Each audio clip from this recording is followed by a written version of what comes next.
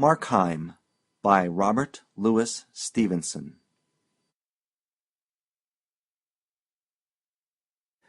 "Yes," said the dealer, "our windfalls are of various kinds. Some customers are ignorant, and then I touch a dividend on my superior knowledge. Some are dishonest," and here he held up the candle so that the light fell strongly on his visitor. "And in that case," he continued, "I profit by my virtue." Markheim had just entered from the daylight streets, and his eyes had not yet grown familiar with the mingled shine and darkness in the shop. At these pointed words, and before the near presence of the flame, he blinked painfully and looked aside. The dealer chuckled. "You come to me on Christmas Day," he resumed, "when you know that I am alone in my house, put up my shutters, and make a point of refusing business. Well, you will have to pay for that.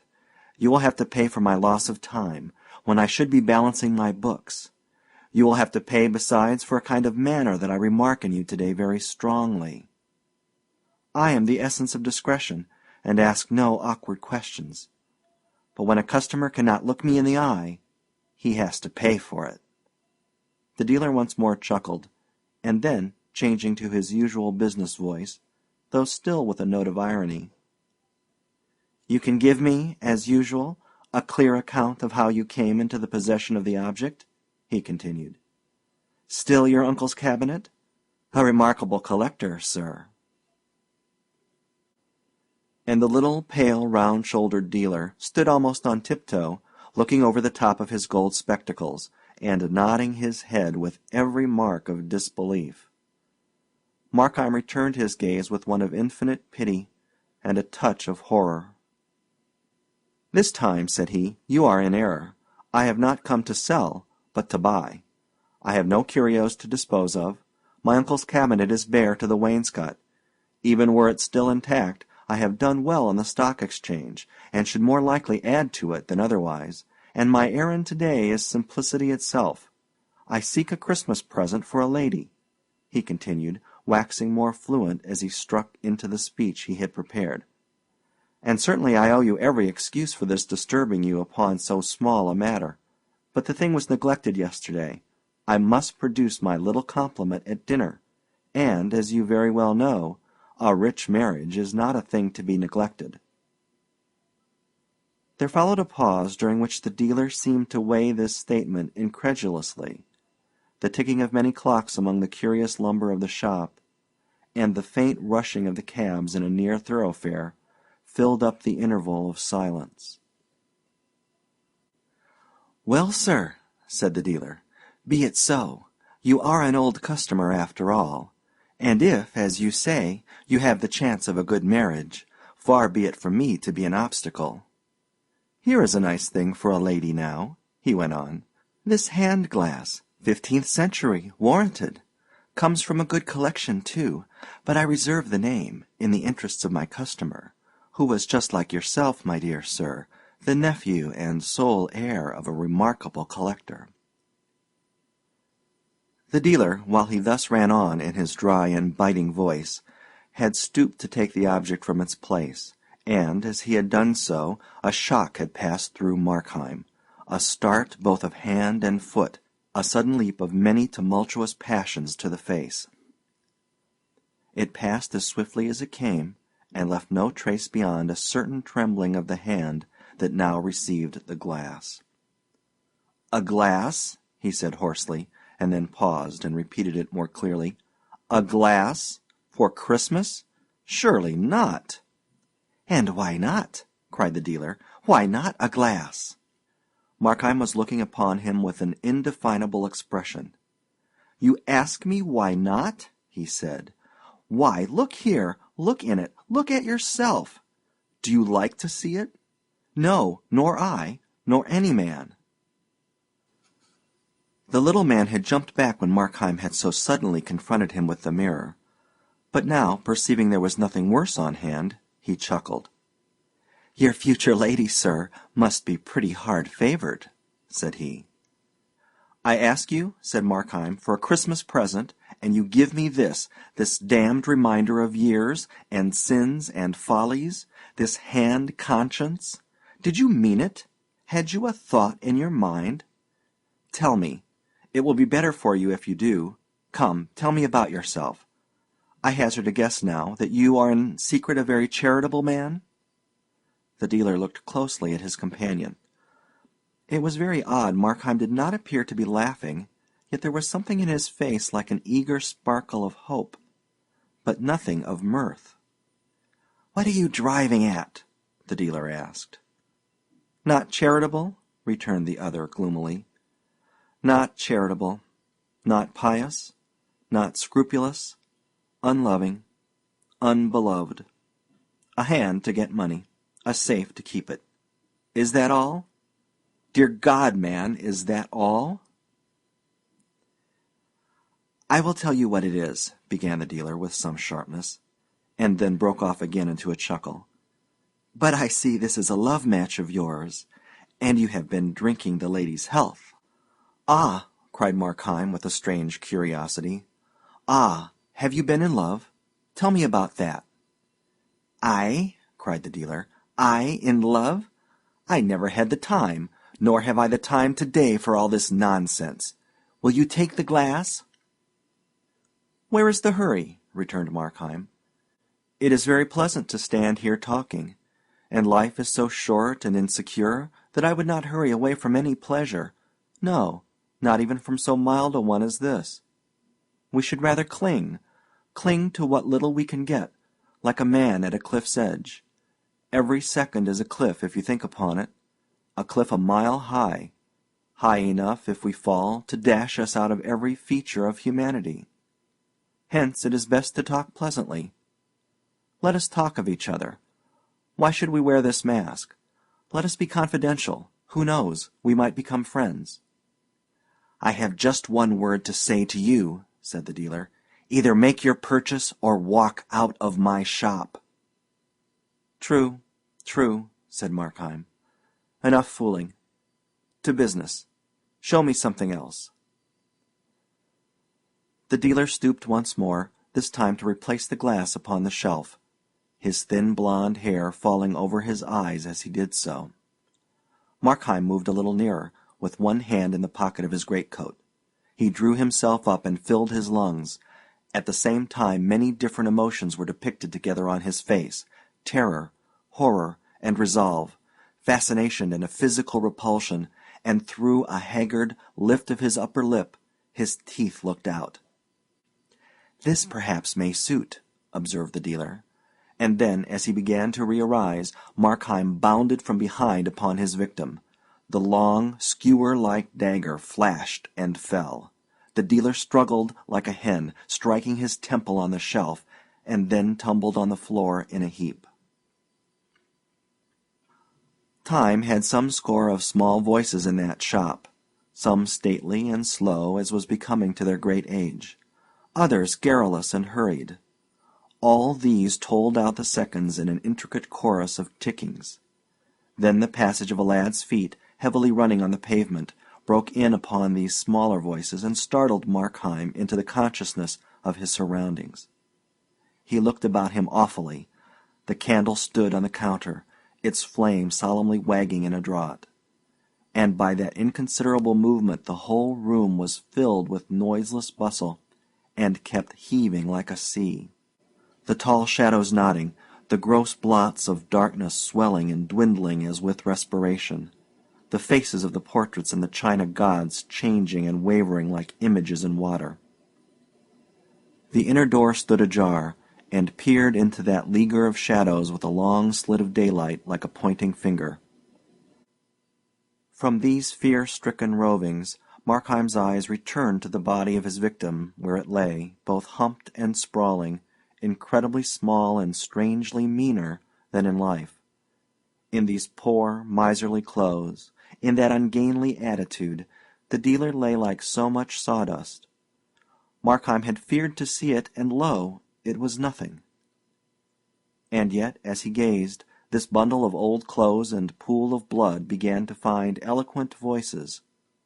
There it must lie, There was none to work the cunning hinges or direct the miracle of locomotion. There it must lie till it was found. Found! Aye, and then? Then would this dead flesh lift up a cry that would ring over England, and fill the world with the echoes of pursuit. Aye, dead or not, this was still the enemy. Time was that when the brains were out, he thought. And the first word struck into his mind. Time. Now that the deed was accomplished, time, which had closed for the victim, had become instant and momentous for the slayer. The thought was yet in his mind when, first one and then another, with every variety of pace and voice, one deep as the bell from a cathedral turret, another ringing on its treble notes the prelude of a waltz, the clocks began to strike the hour of 3 in the afternoon. The sudden outbreak of so many tongues in that dumb chamber staggered him. He began to bestir himself, going to and fro with the candle, beleaguered by moving shadows, and startled to the soul by chance reflections. In many rich mirrors, some of home design, some from Venice or Amsterdam, he saw his face repeated and repeated, as it were an army of spies. His own eyes met and detected him, and the sound of his own steps, lightly as they fell, vexed the surrounding quiet. And still, as he continued to fill his pockets, his mind accused him with a sickening iteration of the thousand faults of his design. He should have chosen a more quiet hour. He should have prepared an alibi. He should not have used the knife. He should have been more cautious, and only bound and gagged the dealer, and not killed him. He should have been more bold, and killed the servant also. He should have done all things otherwise. Poignant regrets, weary, incessant toiling of the mind to change what was unchangeable, to plan what was now useless, to be the architect of the irrevocable past. Meanwhile, and behind all this activity, brute terrors, like the scurrying of rats in a deserted attic, filled the more remote chambers of his brain with riot. The hand of the constable would fall heavy on his shoulder, and his nerves would jerk like a hooked fish. Or he beheld, in galloping defile, the dock, the prison, the gallows, and the black coffin. Terror of the people in the street sat down before his mind like a besieging army. It was impossible, he thought, but that some rumor of the struggle must have reached their ears and set on edge their curiosity. And now, in all the neighboring houses, he divined them to be sitting motionless and with uplifted ear. Solitary people condemned to spend Christmas dwelling alone on memories of the past, and now startlingly recalled from that tender exercise. Happy family parties struck into silence round the table, the mother still with raised finger, every degree and age and humor, but all by their own hearths, prying and hearkening and weaving the rope that was to hang him. Sometimes it seemed to him he could not move too softly. The clink of the tall Bohemian goblets rang out loudly like a bell, and alarmed by the bigness of the ticking, he was tempted to stop the clocks. And then, again, with a swift transition of his terrors, the very silence of the place appeared a source of peril, and a thing to strike and freeze the passer-by. And he would step more boldly, and bustle aloud among the contents of the shop, and imitate, with elaborate bravado, the movements of a busy man at ease in his own house. But he was now so pulled about by different alarms that, while one portion of his mind was still alert and cunning, another trembled on the brink of lunacy. One hallucination in particular took a strong hold on his credulity. The neighbor hearkening with white face beside his window. The passer-by arrested by a horrible surmise on the pavement. These could at worst suspect. They could not know. Through the brick walls and shuttered windows only sounds could penetrate. But here, within the house, was he alone? He knew he was. He had watched the servant set forth sweethearting, in her poor best, out for the day written in every ribbon and smile.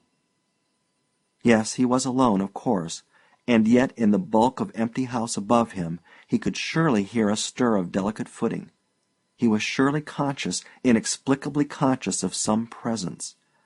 Aye, surely. To every room and corner of the house his imagination followed it. And now it was a faceless thing, and yet had eyes to see with. And again it was a shadow of himself, and yet again behold the image of the dead dealer, re-inspired with cunning and hatred. At times, with a strong effort, he would glance at the open door which still seemed to repel his eyes. The house was tall, the skylight small and dirty, the day blind with fog, and the light that filtered down to the ground story was exceedingly faint and showed dimly on the threshold of the shop. And yet, in that strip of doubtful brightness, did there not hang a wavering shadow? Suddenly, from the street outside, a very jovial gentleman began to beat with a staff on the shop door, accompanying his blows with shouts and railleries in which the dealer was continually called upon by name. Markheim, smitten into ice, glanced at the dead man. But no, he lay quite still. He was fled away far beyond earshot of these blows and shoutings. He was sunk beneath seas of silence, and his name, which would once have caught his notice above the howling of a storm, had become an empty sound.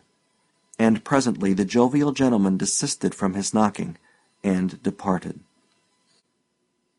Here was a broad hint to hurry what remained to be done, to get forth from this accusing neighborhood, to plunge into a bath of London multitudes, and to reach, on the other side of day, that haven of safety and apparent innocence, his bed. One visitor had come, at any moment another might follow and be more obstinate. To have done the deed, and yet not to reap the profit, would be too abhorrent a failure. The money, that was now Markheim's concern, and as a means to that, the keys. He glanced over his shoulder at the open door, where the shadow was still lingering and shivering, and with no conscious repugnance of the mind, yet with a tremor of the belly, he drew near the body of his victim. The human character had quite departed. Like a suit half stuffed with bran, the limbs lay scattered, the trunk doubled on the floor. And yet the thing repelled him. Although so dingy and inconsiderable to the eye, he feared it might have more significance to the touch. He took the body by the shoulders and turned it on its back. It was strangely light and supple, and the limbs, as if they had been broken, fell into the oddest postures. The face was robbed of all expression, but it was as pale as wax, and shockingly smeared with blood about one temple. That was for Markheim the one displeasing circumstance. It carried him back upon the instant to a certain fair day in a fisher's village. A grey day, a piping wind, a crowd upon the street, the blare of brasses, the booming of drums, the nasal voice of a ballad singer, and a boy going to and fro, buried overhead in the crowd and divided between interest and fear, until, coming out upon the chief place of concourse, he beheld a booth and a great screen with pictures, dismally designed, garishly colored. Brownrigg with her apprentice, the Mannings with their murdered guest, Weir in the death grip of Thurtell, and a score besides of famous crimes. The thing was as clear as an illusion. He was once again that little boy. He was looking once again, and with the same sense of physical revolt, at these vile pictures. He was still stunned by the thumping of the drums. A bar of that day's music returned upon his memory, and at that, for the first time, a qualm came over him, a breath of nausea, a sudden weakness of the joints, which he must instantly resist and conquer. He judged it more prudent to confront than to flee from these considerations, looking the more hardly in the dead face, bending his mind to realize the nature and greatness of his crime. So little a while ago that face had moved with every change of sentiment, that pale mouth had spoken, that body had been all on fire with governable energies. And now, and by his act, that piece of life had been arrested, as the horologist with interjected finger arrests the beating of a clock. So he reasoned in vain. He could rise to no more remorseful consciousness. The same heart which had shuddered before the painted effigies of crime looked on its reality unmoved. At best he felt a gleam of pity for one who had been endowed in vain with all those faculties that can make the world a garden of enchantment, one who had never lived and who was now dead. But of penitence, no, not a tremor. With that, shaking himself clear of these considerations, he found the keys and advanced toward the open door of the shop. Outside it had begun to rain smartly, and the sound of the shower upon the roof had hung against the yellow panels of the wainscot. So loud was the beating of the rain through all the house that in Markheim's ears it began to be distinguished into many different sounds. Footsteps and sighs, the tread of regiments marching in the distance, the chink of money in the counting, and the creaking of doors held stealthily ajar, appeared to mingle with the patter of the drops upon the cupola and the gushing of the water in the pipes. The sense that he was not alone grew upon him to the verge of madness. On every side he was haunted and begirt by presences. He heard them moving in the upper chambers. From the shop he heard the dead man getting to his legs. Like some dripping cavern, the chambers of the house were haunted by an incessant echoing, which filled the ear and mingled with the ticking of the clocks. And as Markheim approached the door, he seemed to hear, in answer to his own cautious tread, the steps of another foot withdrawing up the stair. The shadow still palpitated loosely on the threshold. He threw a ton's weight of resolve upon his muscles, and drew back the door. The faint, foggy daylight glimmered dimly on the bare floor and stairs, on the bright suit of armor posted, halberd in hand, upon the landing, and on the dark wood carvings and framed pictures that hung against the yellow panels, and as he began with a great effort to mount the stairs, feet fled quietly before him, and followed stealthily behind.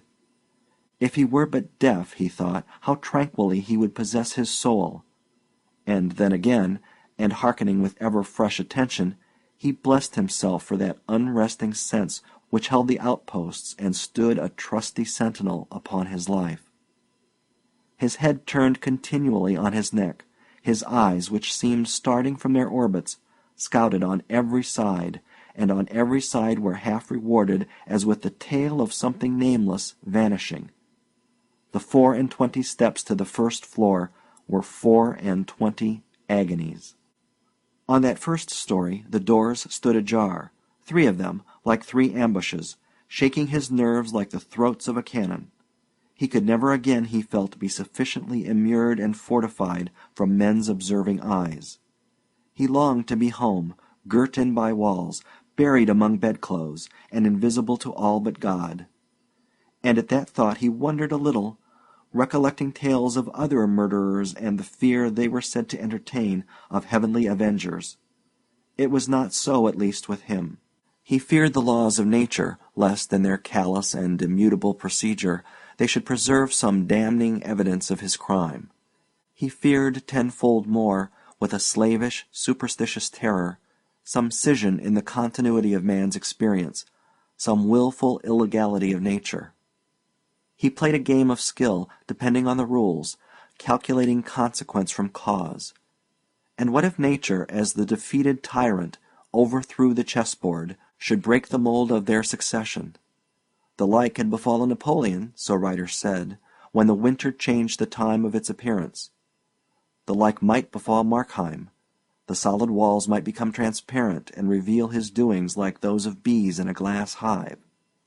The stout planks might yield under his foot like quicksands, and detain him in their clutch. Ay, and there were soberer accidents that might destroy him. If, for instance, the house should fall and imprison him beside the body of his victim, or the house next door should fly on fire, and the firemen invade him from all sides. These things he feared, and, in a sense, these things might be called the hands of God reach forth against sin. But about God himself he was at ease. His act was doubtless exceptional, but so were his excuses, which God knew. It was there, and not among men, that he felt sure of justice. When he had got safe into the drawing-room, and shut the door behind him, he was aware of a respite from alarms. The room was quite dismantled, uncarpeted besides, and strewn with packing-cases and incongruous furniture. Several great pier-glasses, in which he beheld himself at various angles, like an actor on a stage. Many pictures, framed and unframed, standing with their faces to the wall. a fine Sheraton sideboard, a cabinet of marquetry, and a great old bed, with tapestry hangings. The windows opened to the floor, but by great good fortune the lower part of the shutters had been closed, and this concealed him from the neighbors. Here, then, Markheim drew in a packing-case before the cabinet and began to search among the keys. It was a long business, for there were many, and it was irksome besides, for, after all, there might be nothing in the cabinet, and time was on the wing. But the closeness of the occupation sobered him. With the tail of his eye he saw the door, even glanced at it from time to time directly, like a besieged commander pleased to verify the good estate of his defences. But in truth he was at peace. The rain falling in the street sounded natural and pleasant. Presently, on the other side, the notes of a piano were wakened to the music of a hymn, and the voices of many children took up the air and words. How stately, how comfortable was the melody! How fresh the youthful voices! Markheim gave ear to it smilingly as he sorted out the keys, and his mind was thronged with answerable ideas and images. Church-going children and the pealing of the high organ. Children afield, bathers by the brookside, ramblers on the brambly common, kite-flyers in the windy and cloud-navigated sky. And then, at another cadence of the hymn, back again to church, and the somnolence of summer Sundays, and the high genteel voice of the parson, which he smiled a little to recall, and the painted Jacobean tombs, and the dim lettering of the 10 Commandments in the chancel. And as he sat thus, at once busy and absent, he was startled to his feet. A flash of ice, a flash of fire, a bursting gush of blood went over him, and then he stood transfixed and thrilling. A step mounted the stair slowly and steadily, and presently a hand was laid upon the knob, and the dim lettering of the 10 Commandments in the chancel. And the lock clicked, and the door opened. Fear held Markheim in a vice. What to expect he knew not, whether the dead man walking, or the official ministers of human justice, or some chance witness blindly stumbling in to consign him to the gallows. But when a face was thrust into the aperture, glancing round the room, looked at him, nodded and smiled as if in friendly recognition, and then withdrew again, and the door closed behind it, his fear broke loose from his control in a hoarse cry. At the sound of this, the visitant returned. "Did you call me?" he asked pleasantly, and with that he entered the room and closed the door behind him. Markheim stood and gazed at him with all his eyes. Perhaps there was a film upon his sight, but the outlines of the newcomer seemed to change and waver like those of the idols in the wavering candlelight of the shop. And at times he thought he knew him, and at times he thought he bore a likeness to himself. And always, like a lump of living terror, there laid in his bosom the conviction that this thing was not of the earth, and not of God. And yet the creature had a strange air of the commonplace, as he stood looking on Markheim with a smile, and when he added, "You are looking for the money, I believe," it was in the tones of everyday politeness. Markheim made no answer. "I should warn you," resumed the other, "that the maid has left her sweetheart earlier than usual, and will soon be here. If Mr. Markheim be found in this house, I need not describe to him the consequences." "You know me?" cried the murderer. The visitor smiled. "You have long been a favorite of mine," he said, "and I have long observed and often sought to help you." "What are you?" cried Markheim. "The devil?" "What I may be," returned the other, "cannot affect the service I propose to render you." "It can," cried Markheim. "It does. Be helped by you? No, never. Not by you. You do not know me yet. Thank God, you do not know me." "I know you," replied the visitant, with a sort of kind severity, or rather firmness. "I know you to the soul." "Know me?" cried Markheim. "Who can do so? My life is but a travesty and slander on myself. I have lived to belie my nature. All men do. All men are better than this disguise that grows about and stifles them. You see each dragged away by life, like one whom bravos have seized and muffled in a cloak.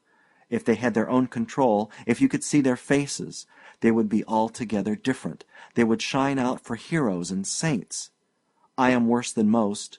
Myself is more overlaid. My excuse is known to me and God, but had I the time, I could disclose myself.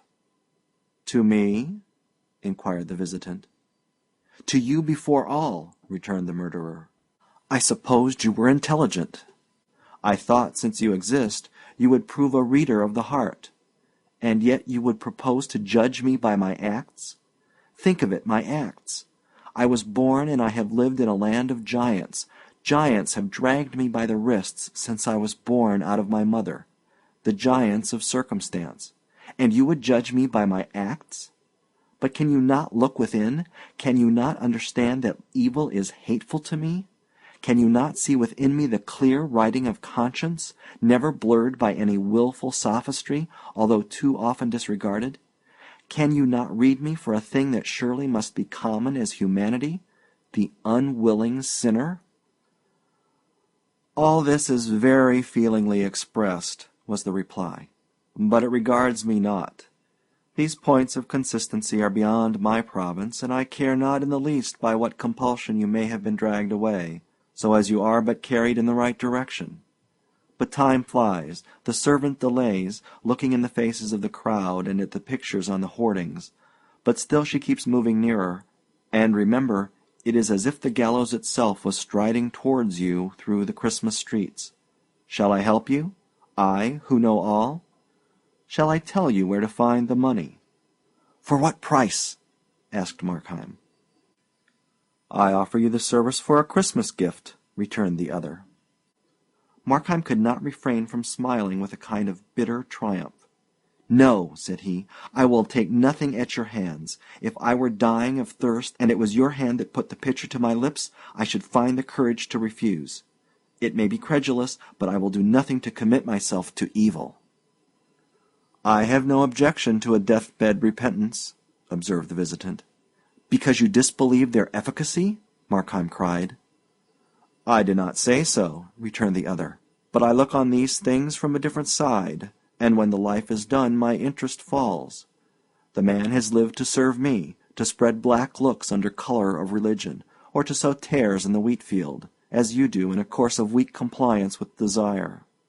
Now that he draws so near to his deliverance, he can add but one act of service, to repent, to die smiling, and thus build up in confidence and hope the more timorous of my surviving followers.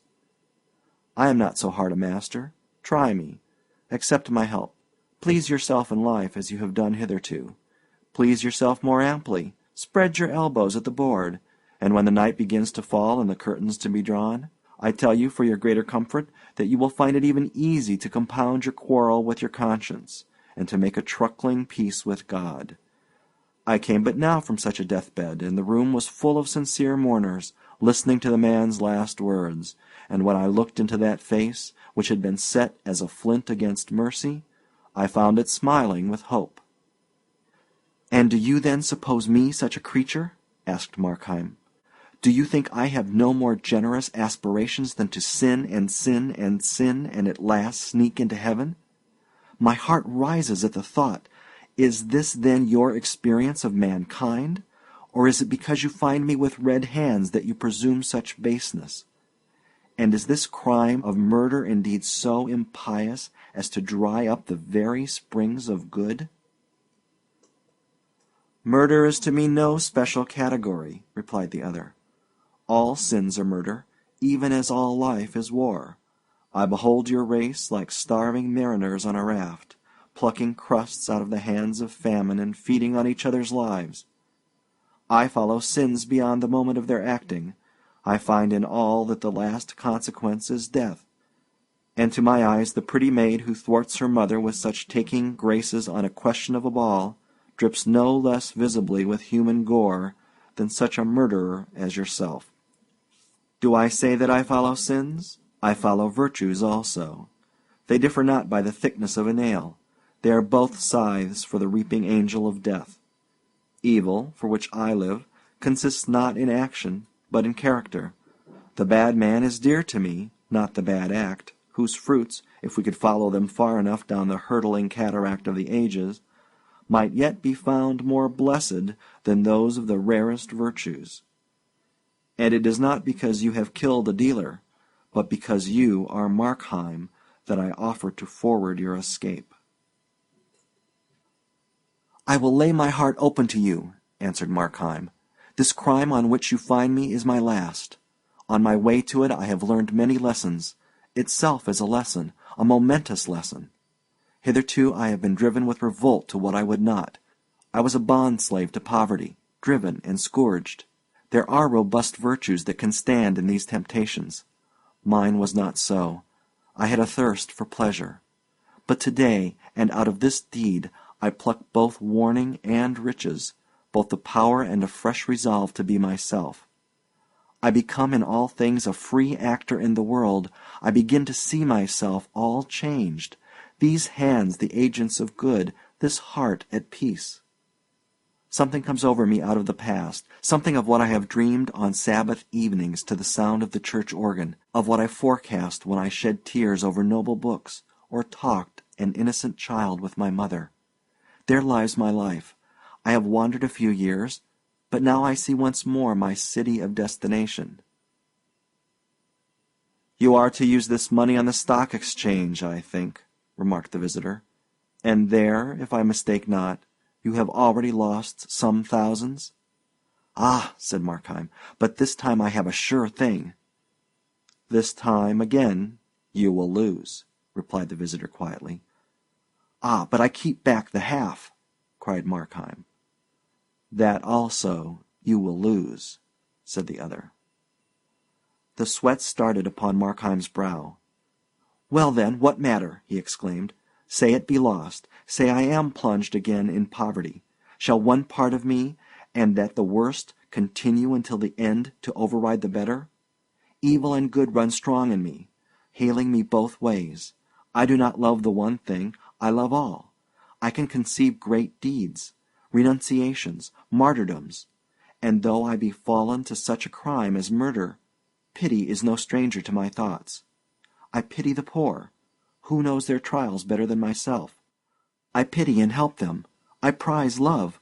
I love honest laughter. There is no good thing nor true thing on earth but I love it from my heart.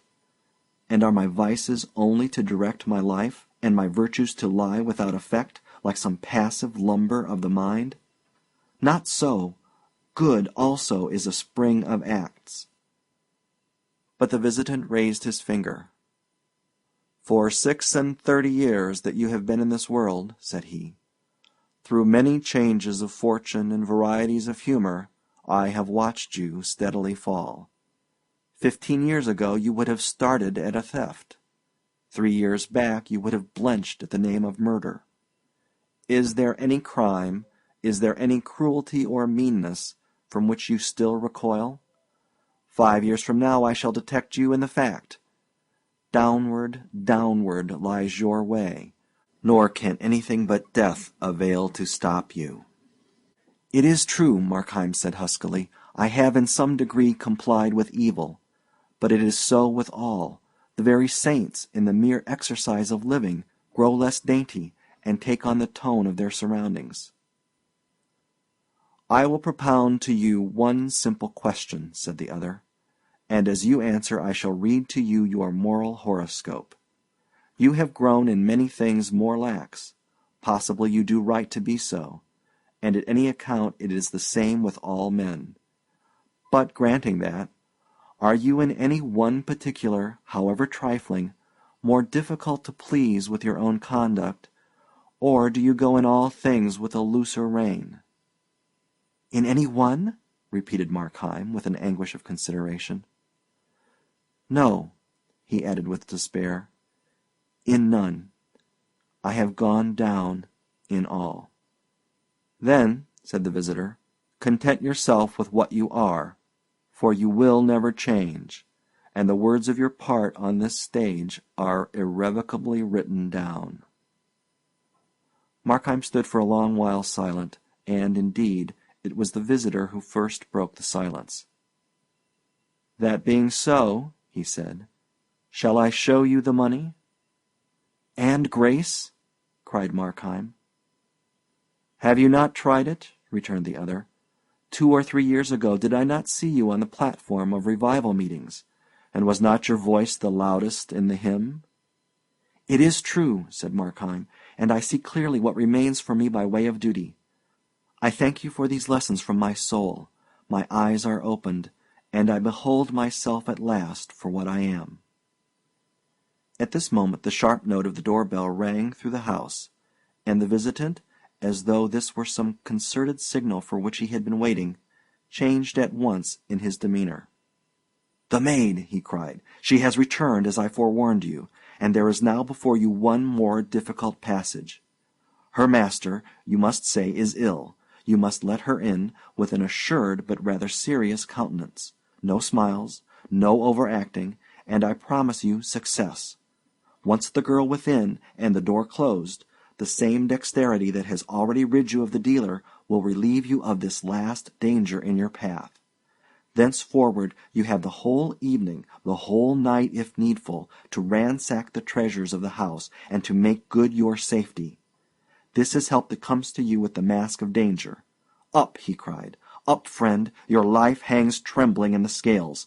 Up, and act!" Markheim steadily regarded his counsellor. "If I be condemned to evil acts," he said, "there is still one door of freedom open. I can cease from action.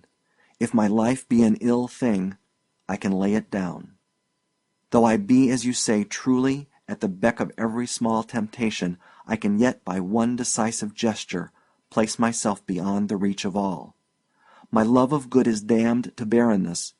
It may, and let it be, but I have still my hatred of evil, and from that, to your galling disappointment, you shall see that I can draw both energy and courage." The features of the visitor began to undergo a wonderful and lovely change. They brightened and softened with a tender triumph, and, even as they brightened, faded and dislimned. But Markheim did not pause to watch or understand the transformation. He opened the door and went downstairs very slowly, thinking to himself. His past went soberly before him. He beheld it as it was, ugly and strenuous like a dream. Random as chance medley, a scene of defeat. Life, as he thus reviewed it, tempted him no longer, but on the further side he perceived a quiet haven for his bark. He paused in the passage, and looked into the shop, where the candle still burned by the dead body. It was strangely silent. Thoughts of the dealer swarmed into his mind as he stood gazing. And then the bell once more broke out into impatient clamor. He confronted the maid upon the threshold with something like a smile. "You had better go for the police," said he. "I have killed your master."